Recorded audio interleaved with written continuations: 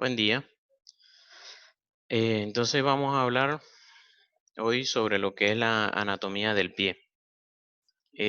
Como creo que les dije anteriormente, el pie es una parte que muy pocas veces, o sea, una de las partes más olvidadas en la anatomía porque es lo último que uno tiende a estudiar y bueno, no le da tiempo.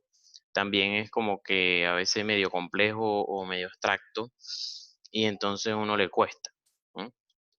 Yo siempre veía que en la muñeca los huesos están en orden, en una fila y la segunda fila y listo. Pero aquí están todos como que revueltos ahí, echados ahí adentro y no lograba nunca relacionarlos con algo. Y bueno, hasta que aprendí la biomecánica de ellos, de cómo es que ellos trabajan, y entonces ahí ya se me terminó de grabar. Y de esa manera es que se los quiero enseñar hoy. Entonces, bueno, el pie es una estructura poco móvil, pero que debe ser así porque ayuda al sostén de todo el cuerpo.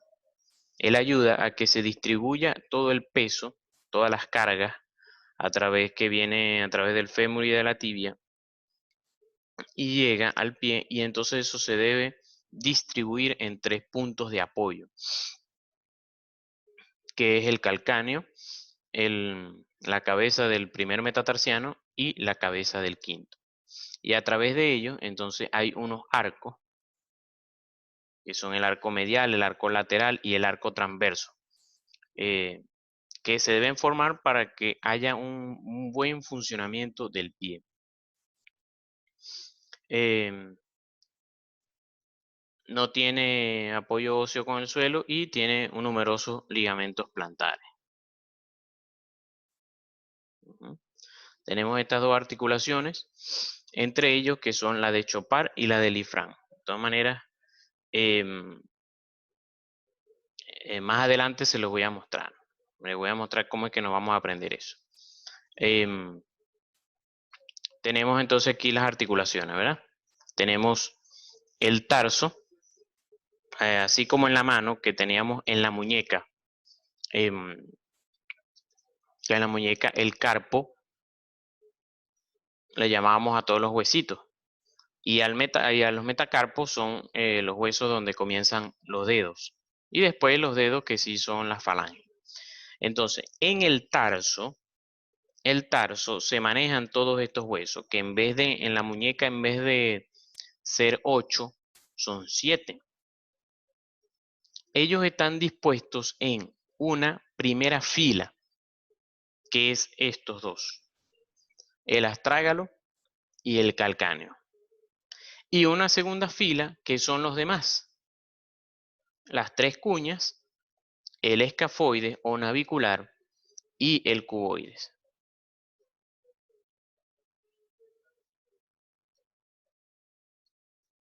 Ajá.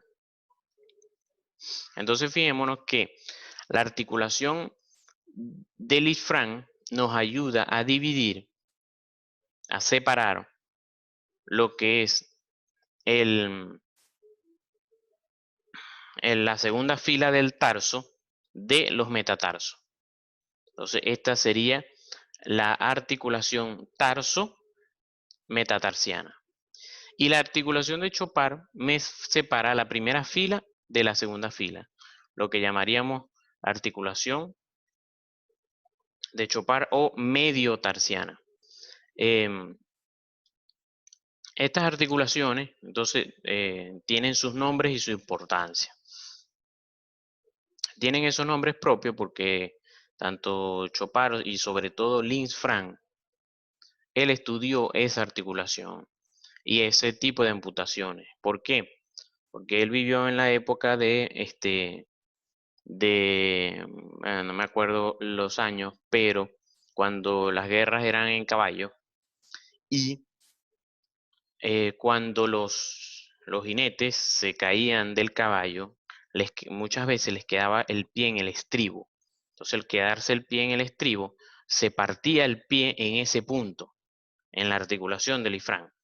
Y entonces él empezó a estudiar las amputaciones y esas amputaciones traumáticas y empezó a estudiar la articulación. Y por eso, entonces, esa articulación se llama Delisfranc. Ahora, ¿cómo hago para acordarme cuál es la de Chopard y cuál es la de Delisfranc? Porque sinceramente, cuando yo estudiaba medicina en el segundo semestre, no me lo aprendí. O sea, yo sabía que ahí habían unas articulaciones que se llamaban Chopard y Delisfranc, pero nunca me pude aprender cuál era quién.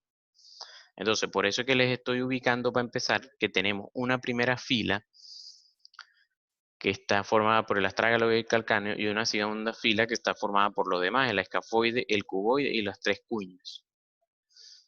Entonces, yo me acuerdo del isfrán porque que esta es la del isfrán porque forma ángulos agudos, forma ángulos agudos. Llegamos aquí, fíjense, forma angulitos agudos aquí.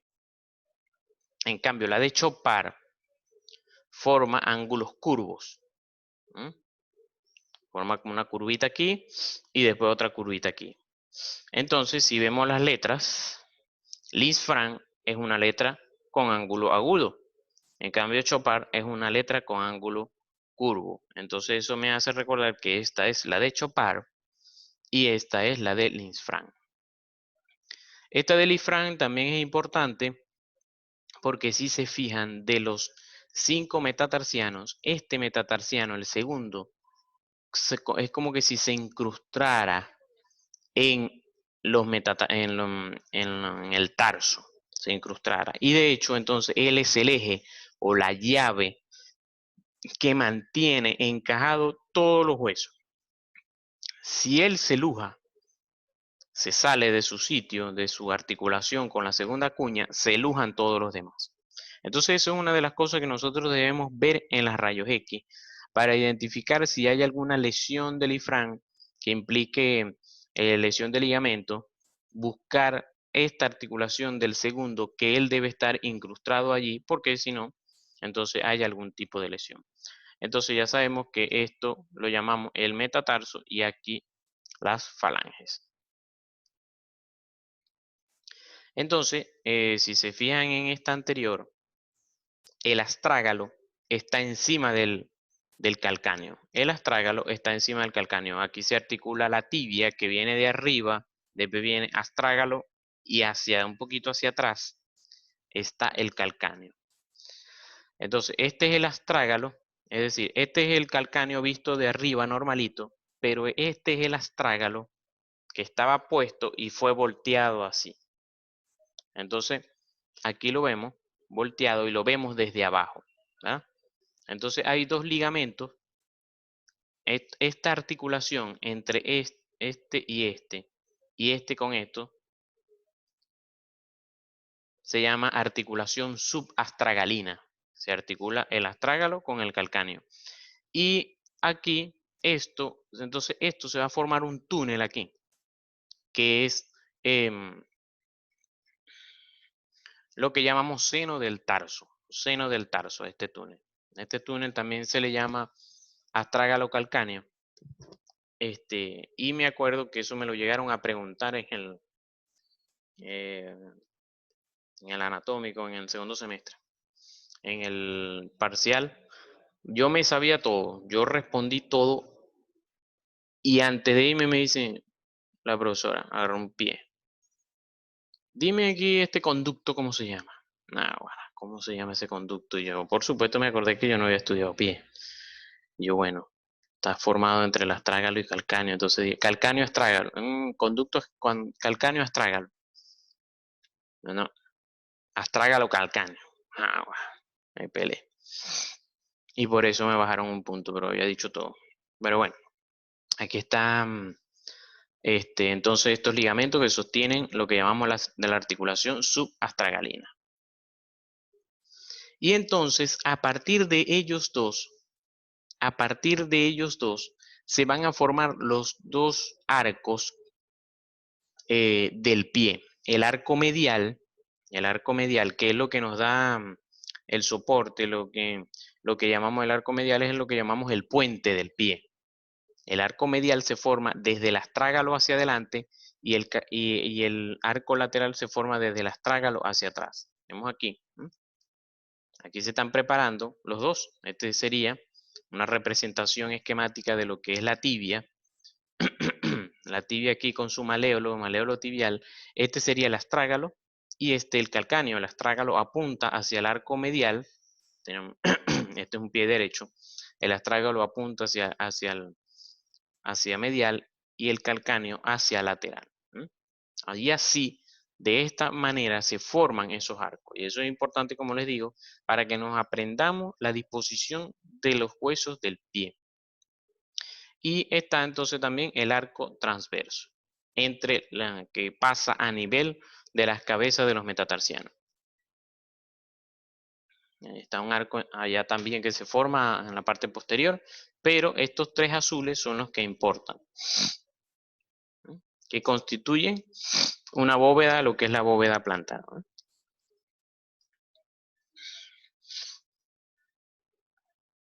Entonces, como les decía, hacia adelante, perdón, el astrágalo apunta hacia adelante por la parte medial y el calcáneo hacia adelante por la parte lateral. Entonces se forman como si fueran dos pies, un pie lateral y un pie medial, y que se juntan a través de esta articulación que ya se las mencioné, que es entre el astrágalo y el calcáneo, que es la articulación subastragalina. Aquí la tenemos.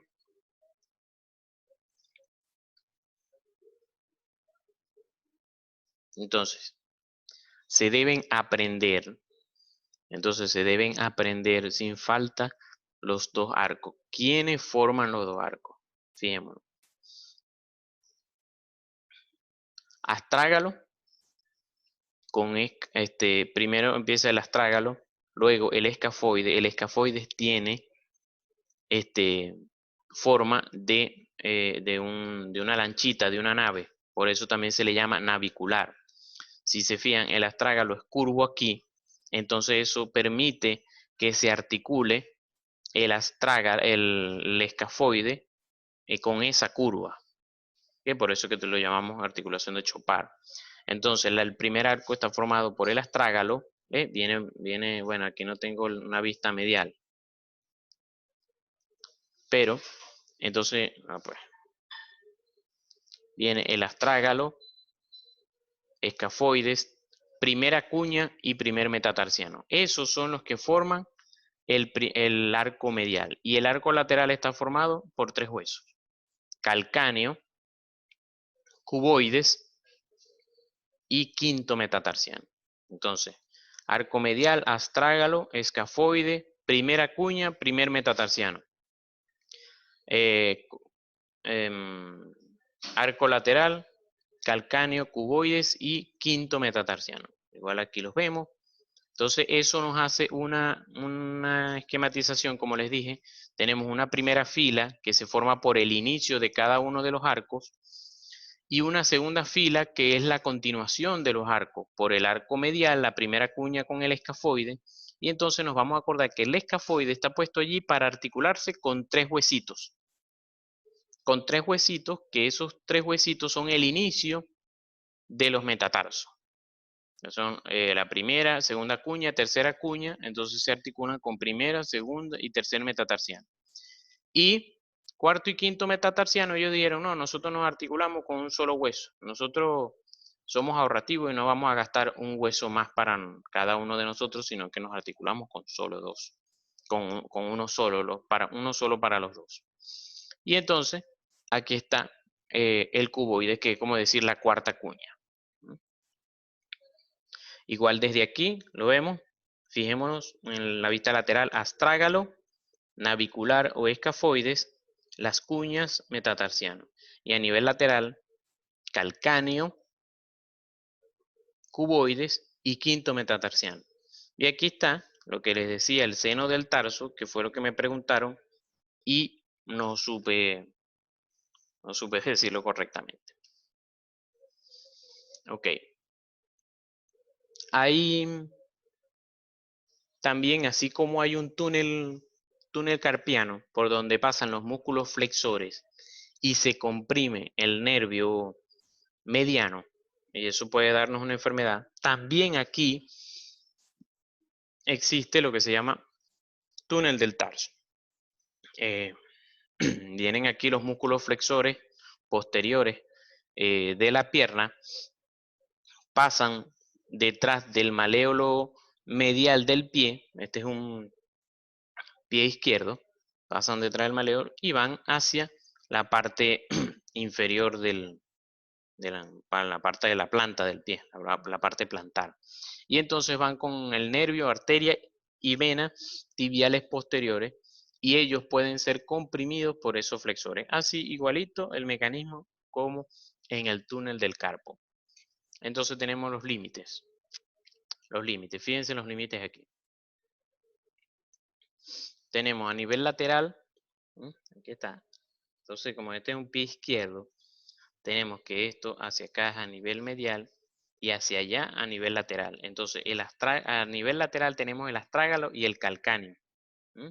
Tenemos el astrágalo aquí y el calcáneo. Si nosotros somos esa flechita, volteamos hacia afuera, hacia lateral, tenemos aquí el astrágalo y tenemos aquí el calcáneo. A nivel superior que tenemos el maléolo tibial, que nos está haciendo el techo, este maléolo aquí. Esto, maléolo tibial nos hace el techo. E inferomedial, el retináculo flexor. El retináculo flexor es un ligamento que sostiene a la tibia que va desde aquí del maléolo tibial hasta el calcáneo y ayuda a sostener los flexores y por eso se llama retináculo flexor, porque retiene a los flexores. Entonces lateral el astrágalo y calcáneo, superior maléolo tibial, lateral astrágalo y calcáneo, superior maléolo tibial y inferomedial el retináculo flexor. Ahora, en algún momento de su vida pudiera que alguien le pregunte el orden en que vienen estos músculos. ¿Por qué? Por ejemplo, en el ortopédico infantil hay músculos que se acortan. Es decir, hay músculos que en los niños, sobre todo con parálisis cerebral infantil, por contracciones involuntarias de músculos, de estos músculos, se llegan a cortar, llegan a hacer contractura y entonces hay que relajarlos o hacerles alargamiento, es decir, cortar el tendón, cortar parcialmente el tendón. Entonces hay que hacer una incisión a nivel del túnel del tarso y buscar el tendón que vamos a alargar. Por ejemplo, ya uno sabe por la evaluación clínica cuál es el tendón que va a cortar. La broma es que si tú haces la incisión aquí, ¿cómo sabes cuál es cuál? Si haces la incisión aquí cortica, pues, como hacer una incisión en la muñeca, tú ahí si la haces pequeñita no sabes quién es quién, no sabes qué músculo es, a menos que empieces a hacer pruebas. Pero en el pie es muy difícil hacer esas pruebas. Entonces, o sea, hacer esas pruebas y ver qué tendón se están moviendo, pues se mueven todos, porque como les dije, no, como el pie es muy poco móvil, entonces todos se mueven juntos, no es como la mano. Entonces, se ha descrito que estos músculos muy pocas veces cambian de orden, sino que se mantiene este orden. Y entonces ellos saben por este orden cuál músculo es que se va a hacer el corte o el alargamiento. Entonces, de medial a lateral van, de medial a lateral sería, de medial a lateral aquí, se me trancó el mouse, ajá. Medial, tibial posterior, lo que es el tibial posterior, el flexor largo de los dedos, todo el paquete vascular nervioso y de último el flexor largo del dedo gordo o del hallux. Ese sería el orden.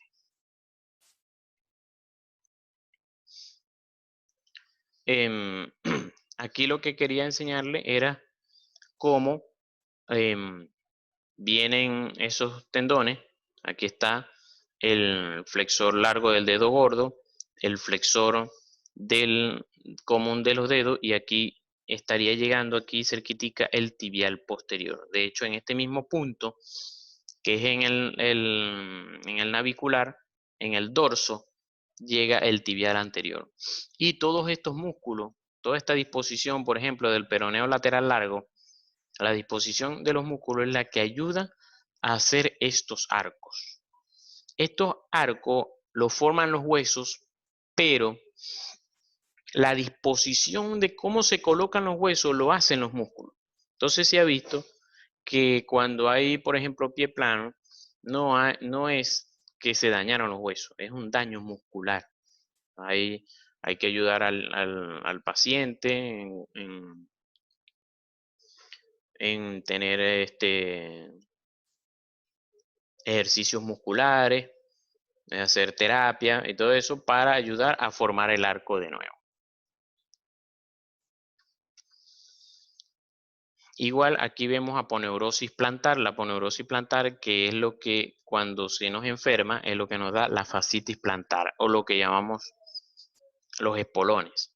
Que la fascia plantar es algo bastante grueso de puras fibras de aponeurosis que van insertas desde el calcáneo hasta las cabezas de los metatarsianos. Y ella ayuda, cuando ella se contrae, ella es la que más ayuda a formar estos arcos, ayuda a sostener los arcos. Por eso, cuando entonces nosotros estamos mucho tiempo de pie, ella está contraída todo ese tiempo manteniendo los arcos para poder sostener nuestro peso. Y entonces es cuando empiezan los dolores, empieza ella a molestarnos porque tiene mucha contractura. Pero entonces cuando se hace crónico es porque ella ha hecho mucha contractura de tal manera que ha empezado a despegarse de aquí del calcáneo. Pero eso es algo microscópico. Entonces al ser microscópico y despegarse del calcáneo, forma microfracturas. Y esas microfracturas después van a consolidar, hacer todo su proceso de consolidación microscópicamente. Y entonces, al hacer eso, empiezan a dejar calcio a ese nivel, porque están haciendo la consolidación del hueso. Al dejar calcio a ese nivel, entonces, nosotros cuando hacemos la rayos X, entonces vemos como un piquito de gallo. Pero, vuelvo y le repito, no es lo que está enfermo, no es el piquito de gallo, que vamos a ver, sino la fascia plantar, la que debemos relajar, la que debemos eh, indicarle terapia y ese tipo de cosas. Y es lo que llamamos espolón o el término como debe ser es fascitis plantar. Igual quería enseñarles como por aquí, por debajo de la fascia plantar, los músculos, por debajo de la planta del pie, perdón, los músculos que ayudan al arco medial.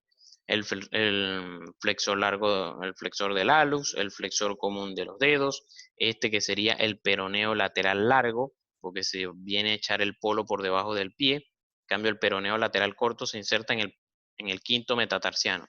El peroneo lateral largo se inserta en el primer metatarsiano.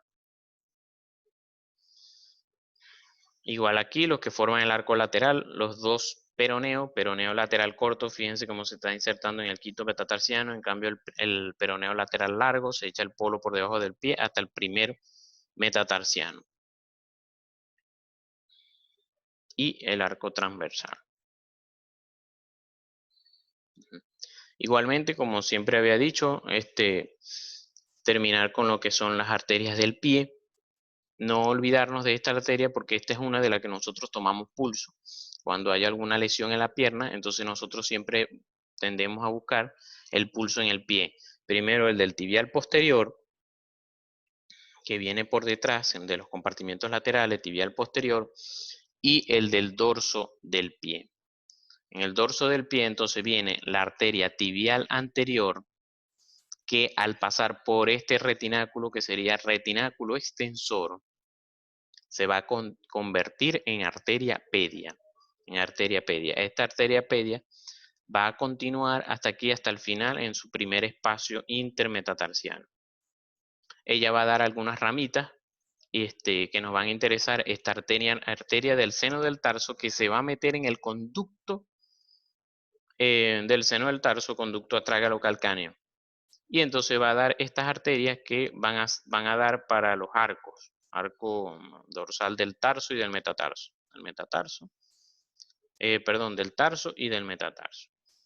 Entonces la arteria dorsal del pie, nosotros tomamos pulso allí, vemos entre el primer y segundo metatarsiano, pero sobre todo hacia proximal.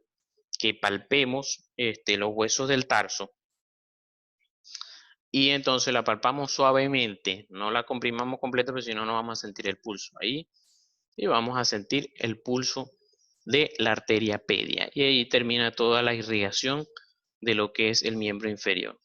Igual la tibial posterior, cuando viene, al llegar aquí al final se divide en lo que es plantar externa y lo que es la plantar interna. Y entonces ellas forman un arco así más o menos como sucedió en la mano, forman un arco que me da las arterias digitales intermetatarsianas y luego las digitales. Aquí que quería mostrar,